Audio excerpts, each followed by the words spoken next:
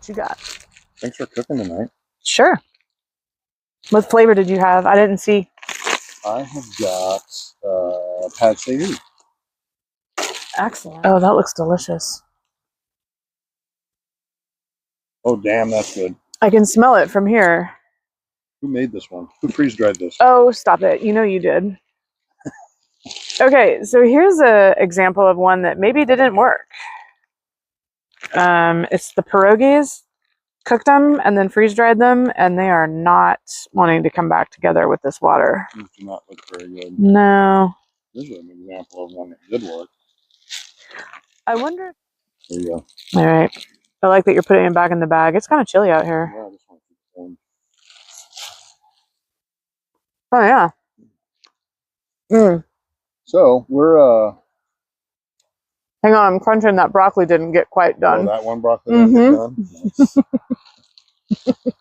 Nice. Okay. So, welcome. This is our food prep and resupply video that we promised several weeks ago.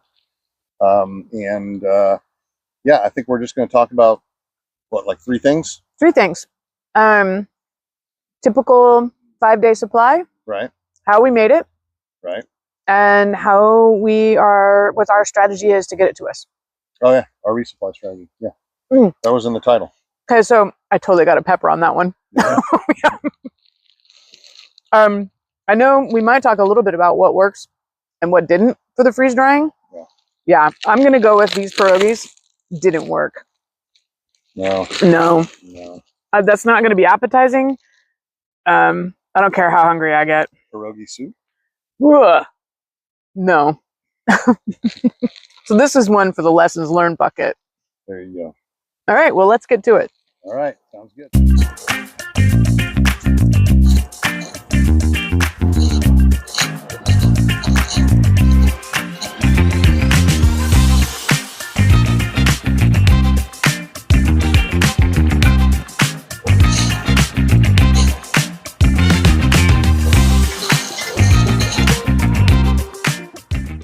Okay, so we are now sitting in front of what would be a 5-day load of food for us.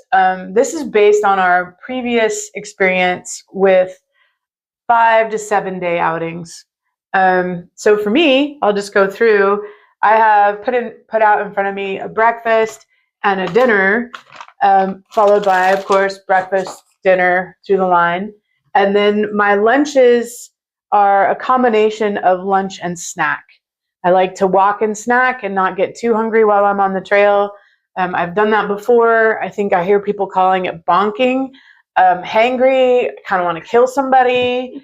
There's all kinds of words and phrases to describe that feeling. So one of the big lessons I've learned is just to nibble along.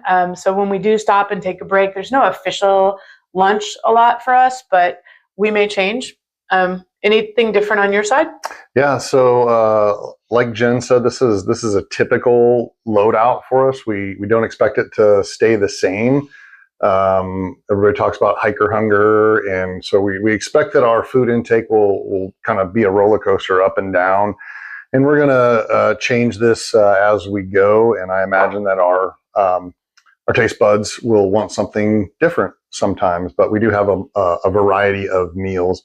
I have the same thing. I do not like oatmeal that much, or porridge, however you want to call it. Yeah. So I have 10 meals. We do hot meals for breakfast and dinner the majority of the time, followed by a cold lunch. And like Jen said, a lot of snacking on the trails.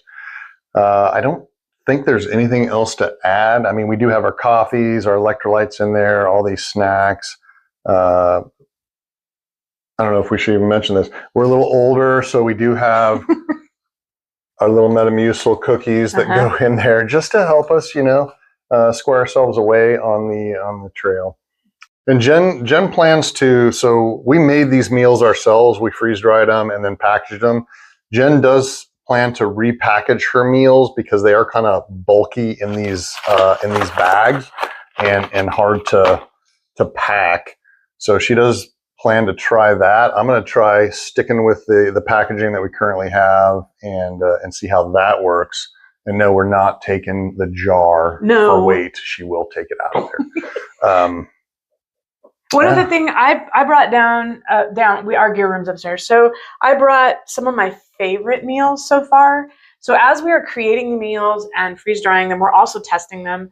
We've had a couple actually out on some backpack trips, so we know how they reconstitute, rehydrate, and we know if they've maintained their flavor. Like, is this really going to be something we want? So we have made a breakfast skillet that's super good. Turns out really nice and cheesy. The other thing that I like a lot is for the dinners.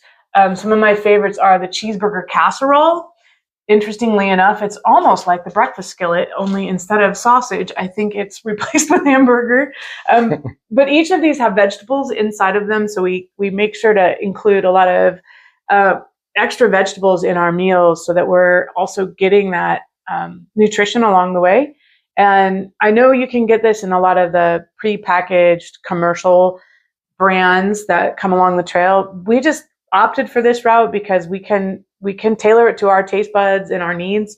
And it's kind of fun, actually. That's part of the process. It's been a lot of fun figuring out what works and what doesn't work. We have some failures that might end up being here. So some of my favorites so far are the cheeseburger casserole. You said that. A pad thai. I know. And the breakfast skillet. And then biscuits and gravy. I cannot get over how good those turned out. And I'm really looking forward to having every section or every resupply one day is going to be my biscuits and gravy day. I'm pretty excited about that. Do you have a favorite so far? I totally do. I agree. Biscuits and gravy is definitely one of my favorites. I also like the beef stroganoff that we made. Another breakfast is so we made a breakfast skillet. Then we made a breakfast hash with corned beef hash and eggs and cheese, and I really like that one too. Really, all the breakfast ones are just really good, except for porridge. The porridge. And then I also made some pad see ew, a Thai dish that I really like as well. And like Jen said, we enjoyed doing this, and we really did. I think it kept our mind off of our gear and going out and buying more gear and testing more gear and then changing our gear and repacking more gear. So it helped us to keep a level head with the rest of our stuff. So we're back. We packed it up just to show you it'll fit. It fits. It fits. But barely. Mine has a little bit more room, but hers is definitely thick and critter proof. But so everything that was out here on the table is now in here, and it weighs about mine weighs about 5.3 pounds. So this weighs 5 pounds, 13 ounces, or 2.6 kilograms. That's with the bag included. And all the food that was here before, minus, of course, my jar of coffee. But again, like we said, we'll probably dial this in, and hopefully the weight will go down, but who knows? It may go up. All right, so we showed you the food that we're going to pack out for like 5 days, and then what is going to go in our resupply boxes, plus obviously some odds and ends of gear and whatnot.